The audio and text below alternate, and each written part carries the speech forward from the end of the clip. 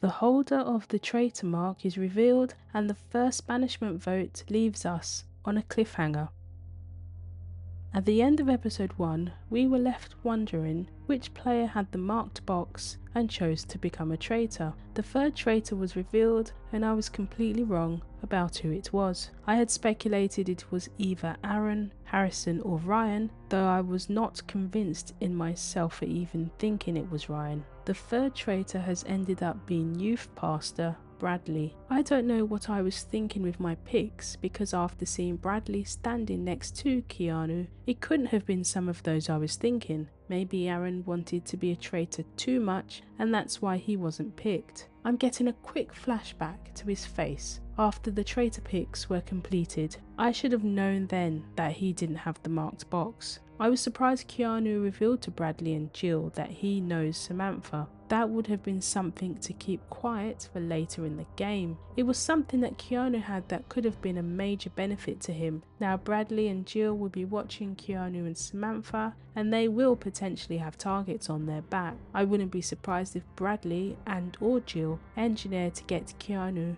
or Samantha banished. In my video about the previous episode, I spoke about how it wouldn't be surprising when New Zealand have at least one pre-existing relationship on the show. They've now given us another treat in revealing that Keanu and Samantha isn't the only pre-existing relationship this season. Harrison is Debbie's son, and the kicker is the fact that Debbie thinks he's a traitor. This could turn out to be very interesting or a complete dud, especially if Harrison keeps looking scatty and suspicious. What's interesting is that we are starting to see alliances and strategies forming. Aaron is looking to find faithfuls he can work with, and he's identified Jill as one of them. Marua is trying to keep Dave on side because she thinks he's a traitor.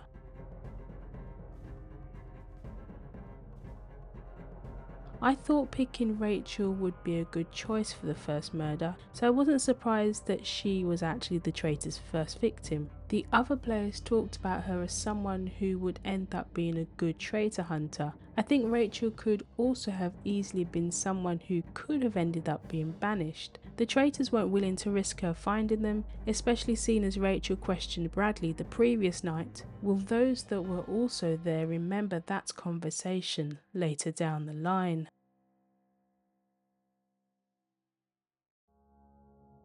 The players needed to split into 6 teams. One member of the team would go up on the platform while the other team members answer a question about that player. A correct answer was worth $1,500, while a wrong answer sees that player dunked into the tank filled with slime. $4,500 was won from the mission. My first thought when the mission was finished was that it? It was such a short and skippable mission. In fact, it's one of the most forgettable missions and something I would file under waste of airtime. The only thing of note was the knowledge of Elliot being able to cry on demand. From Dave's commentary, I wondered if this was his first time meeting a theatre kid or anyone that is a bit extra. Dave's a ground announcer, though I don't know for what particularly. Some of the biggest exaggerators are football players trying to get a free kick. Does Dave see Elliot as a traitor or a dangerous faithful? Dave might think Elliot is dangerous,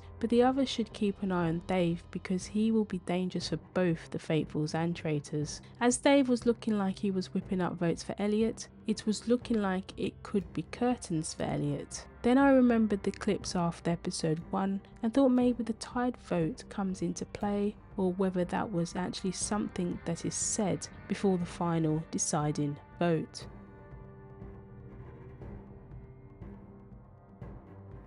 Debbie started the round table in an early defense to her name going round before the round table. Harrison's scatty nature after leaving a conversation involving his mum put him in the sight of Aaron, while Elliot and Ryan were unsurprising suspects. I was surprised Aaron's name came up multiple times in the vote, as it wasn't shown to be spoken about. During the vote, both Elliot and Ryan could have voted for each other, but instead chose to both vote for Dave. I wonder if anyone would look further into Dave at the following roundtable. Our first banishment vote of the season gave us a tied vote. The problem with Ryan's defensive effort is I don't think his words help him at all. In fact, it has the opposite outcome. This was the case during the initial discussions and then the brief moment he had after the tied vote. I've been just as nervous as I was, inconsistent with who I was on day one before I got picked. Ryan saying the words "before I got picked" and him just not being able to defend himself clearly was bound to see votes swing his way. I was surprised that more didn't swing in his direction because after 16 re-votes, we were left with Harrison about to show his vote, as both Elliot and Ryan had 8 votes each, a cliffhanger to end the second episode.